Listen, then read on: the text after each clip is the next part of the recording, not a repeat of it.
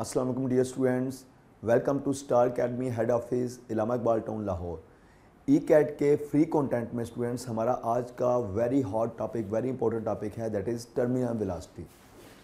तो terminal velocity क्या होती है? जब भी कोई ऑब्जेक्ट फ्रीली फॉल कर रहा होता है किसी फ्लूइड से, तो एक कांस्टेंट वेलोसिटी उसकी जब ड्रैग फोर्स और वेट इक्वल हो जाए, that constant velocity is called terminal velocity.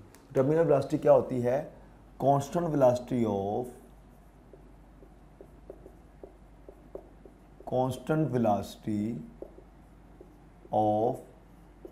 freely falling object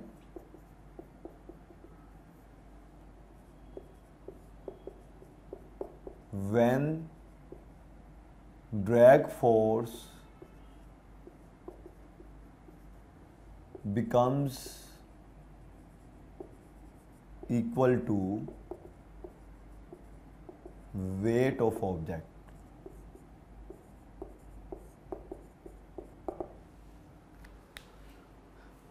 हमारी बुक में ड्रॉपलेट के लिए इसकी डेरिवेशन की गई है। तो अगर आपके पास एक ड्रॉपलेट हो तो अगर वो रेस्ट में है ड्रॉपलेट, तो उसके ऊपर जो ड्रैग फोर्स एक्ट करेगी that will be zero if object is at rest. लेकिन जैसे ये मूव कर रहा होगा तो उसका वेट डाउनवर्ड डायरेक्शन में एक्ट करेगा, और ड्रैग फोर्स हमेशा अपोजिट टू मोशन होती है, ये मोशन को स्लो डाउन करती है। तो ड्रैग फोर्स जो है ये अपवर्ड एक्ट करेगी। लेट करते हैं कि इसका ड्रॉप का जो रेडियस है दैट इज स्मॉल आर। तो जो इसके ऊपर नेट फोर्स एक्ट कर रही होगी F net, that will be equal to greater minus smaller. तो स्टार्ट में वेट ग्रेटर होगा ड्रैग फोर्स से, नेट फोर्स होगा W माइनस एफ ड्रैग। लेकिन जैसे जैसे वेलोसिटी बढ़ेगी ड्रैग फोर्स बढ़ेगी। क्यों बढ़ेगी? Because according to Stokes law drag force का जो रिलेशन होता है that is 6 pi eta r v. इसमें ईटा क्या है? विस्कोसिटी ऑफ द मीडियम जिसमें वो फॉल कर रहा है, आर क्या है? रेडियस ऑफ द ड्रॉपलेट, और वी क्या है? वेलोसिटी। ये स्फेरिकल ऑब्जेक्ट के लिए वैलिड है, it is valid only for spherical object according to Stokes law. तो स्टोक्स लॉ के मुताबिक ड्रैग फोर्स स्फेरिकल ऑब्जेक्ट के लिए 6 पाई ईटा आर वी होती है। तो ये ड्रॉप भी स्फेरिकल शेप में होते हैं, तो इसके ऊपर ड्रैग फोर्स जो है ये वेलोसिटी पर डिपेंड करती है। जैसे जैसे वेलोसिटी बढ़ेगी तो ड्रैग फोर्स बढ़ेगी, लेकिन शुरू में वेट ज़्यादा होगा ड्रैग फोर्स। तो वेट किसके बराबर होता है? mg के। एक पर्टिकुलर स्टेट ऐसी आएगी कि जब ड्रैग फोर्स वेट के बराबर हो जाएगी। तो as v increases F drag भी बढ़ेगी, और बहुत जल्द एफ ड्रैग वेट के इक्वल हो जाएगी। जैसे ही एफ ड्रैग वेट के इक्वल होगी तो उस वक्त नेट फोर्स ज़ीरो होगी। So F net will be equal to zero. तो स्टूडेंट्स ड्रैग फोर्स यहां से एमसीक्यू डेवलप होता है कि ड्रैग फोर्स मैक्सिमम वेट के इक्वल हो सकती है, कभी वेट से ज़्यादा नहीं हो सकती। ठीक है, तो ड्रैग फोर्स जो है F drag that is less than equal to weight, और W क्या है? mg। तो ड्रैग फोर्स कभी वेट से ग्रेटर नहीं हो सकती। तो drag force F drag can never be greater than weight of droplet।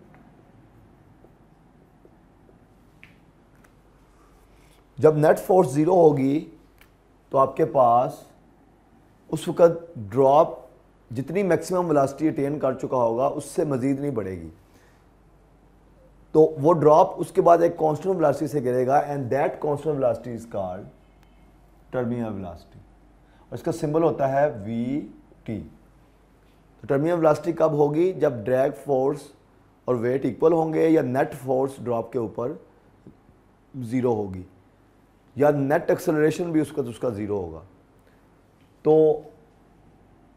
When F net is equal to zero, then velocity is equal to constant and that constant velocity is called Vt, और Vt क्या है? Terminal velocity. तो अगर हम F net की value put कर दें W minus F drag is equal to zero, इसको उधर ले जाएं, W is equal to F drag. तो ये भी टर्मिनल वेलोसिटी की कंडीशन है कि टर्मिनल वेलोसिटी कब अटेन होगी? जब वेट और ड्रैग फोर्स इक्वल होंगे। तो अगर आप इसको सॉल्व करें तो टर्मिनल वेलोसिटी का जो रिलेशन डेवलप होता है वी टी, दैट इज़, एक तो इनिशियल रिलेशन यहाँ से डेवलप होगा, वो भी एमसीक्यूज में पूछा जा सकता है आपसे, W is equal to m g, और ये होता है 6 pi eta r v t. तो एक स्टूडेंट्स इनिशियल रिलेशन यहाँ से डेवलप होता है वी टी का, that is m g over 6 pi eta r. और अगर आप इसमें मैस की वैल्यू पुट कर दें, ड्रॉपलेट के मैस की, तो एक और फाइनल रिलेशन डेवलप होता है वी टी का, that is 2 rho g over 9 eta into r square. तो ये रिलेशन क्या शो कर रहा है कि 2 भी कांस्टेंट, रो भी कांस्टेंट, जी भी कांस्टेंट, 9, ये सब कुछ तो कांस्टेंट है। So v t is equal to some constant into r square. तो यहाँ से ये प्रूफ होता है कि v t is directly proportional to r square. तो अगर आप ग्राफ प्लॉट करें, एक्स एक्सिस पे आर स्क्वायर ले लें, वाई एक्सिस पे वी टी, तो ये ग्राफ, जब भी दो चीज़ें डायरेक्टली प्रोपोर्शनल हो तो स्टूडेंट्स उनका ग्राफ कैसा होता है? जी वेरी गुड, उनका ग्राफ स्ट्रेट लाइन होता है। तो ये ग्राफ भी आपका स्ट्रेट लाइन होगा क्योंकि ये आपस में डायरेक्टली प्रोपोर्शनल है। अब दूसरा यहां से एमसीक्यूज किस किस्म के आ सकते हैं कि अगर हम रेडियस ऑफ ड्रॉपलेट डबल कर दें तो टर्मिनल वेलोसिटी पे क्या फ़र्क पड़ेगा, हाफ कर दें क्या फ़र्क पड़ेगा, 3 टाइम कर दें क्या फ़र्क पड़ेगा। तो ये तमाम एमसीक्यूज जो है वो यहाँ से इस किस्म के एमसीक्यूज भी आपसे पूछे जा सकते हैं।